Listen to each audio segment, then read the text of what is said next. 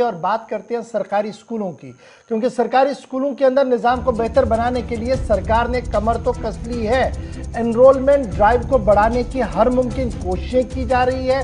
स्कूलों को मर्ज करने तक प्रोग्राम को हतमी शक्ल दी जा रही है। लेकिन बड़ा सवाल ये है कि इन सरकारी स्कूलों के अंदर बच्चे आने के बावजूद भी क्यों नहीं पढ़ पाते हैं। तो बड़ा सवाल ये है कि आज के दिन में सरकार को किताबें देने के लिए पैसा ही नहीं है या किताबें ही नहीं है, जिसकी वजह से अब मजीद कुछ वक्त के लिए रुकना होगा। ऑर्डर आपके सामने है। सरकारी स्कूलों के अंदर निज़ाम को बेहतर बनाने के बड़े दावों पर एक बड़ा सवाल, और सवाल ये कि ओपन मार्केट में किताब अवेलेबल होने के बावजूद भी state board of school education की तरफ से जो किताबें फराहम करनी थी सरकारी स्कूलों के अंदर, दिसंबर के वस्त तक रोक दी गई है। सीधे श्रीनगर चलेंगे, अमजद मेरे साथ है। अमजद, जरा अपडेट कीजिएगा कि पूरी कहानी है कि एक तरफ से हम पिछले कई दिनों से देख रहे हैं उस्ताद घर घर जा रहे हैं, लोगों को इस बात के लिए तैयार कर रहे हैं कि आप जी सरकारी स्कूल आइए।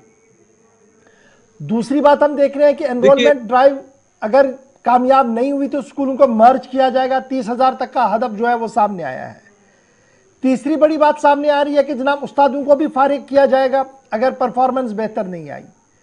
लेकिन बुनियादी सवाल किताब का है, क्या वो किताबें जो करिकुलम के अंदर हैं आज के दिन में स्कूलों के अंदर है? एक बड़ा सवाल ये है। और दूसरा बुनियादी सवाल ये है कि इस बड़े मंसूबे को हाथ में लेने से पहले क्या सरकार ने बेसिक इंफ्रास्ट्रक्चर डेवलप स्कूल के अंदर किया है?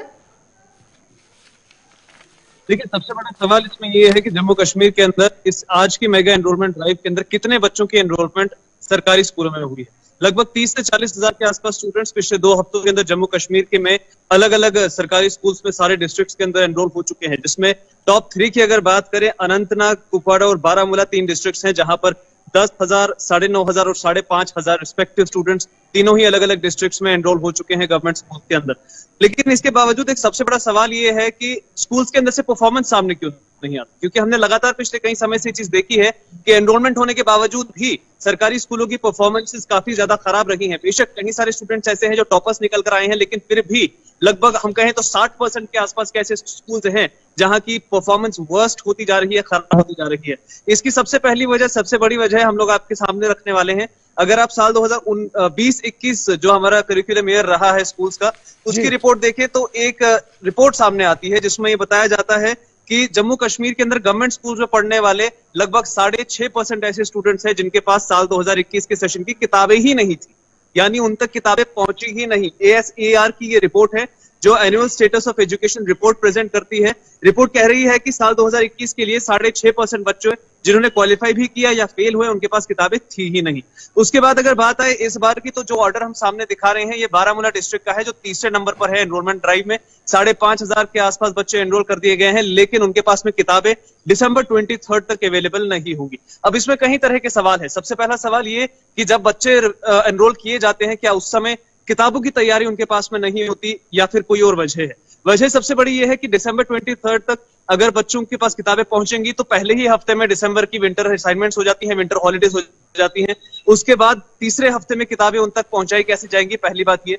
दूसरा सवाल ये है कि ये वो इलाके हैं, जब 23 जिनके पर डेट रखा गया है, ये दूर दराज के इलाके हैं जहां विंटर्स में आने वाले समय में शायद 5 से 6 फीट बर्फ पड़े और रोड कट ऑफ हो जाए, तो उसके बाद यानी मार्च तक ये किताबें उन बच्चों तक नहीं पहुंचेंगी। तीसरी बात इसमें सबसे बड़ा सवाल पूछने वाला ये है कि MDM की तरह, यूनिफॉर्म सप्लाईज की तरह, जिस तरह पिछले समय में हम देखा करते थे कि स्कूल्स को डायरेक्ट अमाउंट पहुंचाया जाता था कि आप परचेज करें यूनिफॉर्म्स या बच्चों के डायरेक्ट बेनिफिशियरी अकाउंट्स में पैसे भेज दें ताकि वो अपने जो इक्विपमेंट्स है उनको परचेज कर सके, यूनिफॉर्म्स हो या मिड डे मील के तहत उनकी जितनी भी फैसिलिटीज आती हैं वो हो। इस तरह का कोई भी फंड अभी तक डेस्क की तरफ से बोर्ड ऑफ स्कूल एजुकेशन के पास नहीं पहुंचा कि वो उस फंड का इस्तेमाल करके बच्चों तक स्कूल एजुकेशन की किताबें पहुंचा सके। हम कहें तो एक तरह से तस्वीरें खिंचवाने के लिए श्रीनगर डिस्ट्रिक्ट हेडक्वार्टर्स के अंदर 1-2 जगह पर ऐसी किताबें जो है वो स्पॉट पर ही स्टूडेंट्स को डिस्ट्रीब्यूट कर दी गई, लेकिन ओवरऑल अगर देखा जाए तो कहीं पर भी अभी तक बच्चों के पास में जो किताबें हैं वो अवेलेबल नहीं करा दी गई हैं। क्लास 8 यानी मिडिल स्कूल तक के स्टूडेंट्स को ये किताबें गवर्नमेंट फ्री प्रोवाइड करती है, लेकिन इसके बावजूद हर जगह पर पहुंचाई जा रही है ये किताबें। लेकिन अगर कश्मीर के हिस्से की बात करें तो यहाँ पर अभी तक ये किताबें नहीं पहुंचाई गई है। क्या नहीं पहुंचाई गई है? क्या स्कूल्स को मालूम नहीं था, क्या डेस्क को मालूम नहीं था कि बच्चों की एनरोलमेंट होनी है, किताबें ऑन स्पॉट दी जानी है। अब ऐसे में सवाल ये है कि बच्चे अगर एनरोल हो भी तो पढ़ाई कैसे करें, परफॉर्मेंस कैसे शो बड़ा करें, सवाल तो है। फिर एक तो ये टीचर्स बड़ा की जो मामला है ये एक पॉइंट है जिसकी ओर आपने तवज्जो दी कि जनाब ठीक है, शहर में आप तो बांट सकते हैं दिसंबर में, लेकिन जब आप गुरेज, टंगडार, करना, केरन की बात करेंगे तो वहां आप कब किताबें पहुंचाएंगे, वो डिस्ट्रीब्यूट कब होनी है, जब 5 से 6 फुट की बर्फ होती है और परिंदा पर नहीं मार सकता है बर्फ में। यह बात आपकी दुरुस्त है, लेकिन बड़ा सवाल यह भी है कि सन 47 के बाद 2021 तक का सफर अगर हम देखें तो बड़ी तब्दीलियां हुई हैं। एक जमाना था जब नीचे बैठा जाता था, ब्लैक बोर्ड सामने हुआ करता था और उस्ताद पढ़ाते थे। आज स्मार्ट क्लास है, स्मार्ट बोर्ड, स्मार्ट क्लासरूम के साथ साथ स्मार्ट टीचर और स्मार्ट ब्लैक बोर्ड हमारे पास है। कॉन्सेप्ट चेंज हो गया। क्या जम्मू कश्मीर आते आते सरकारी स्कूलों के अंदर वो कॉन्सेप्ट चेंज हुआ?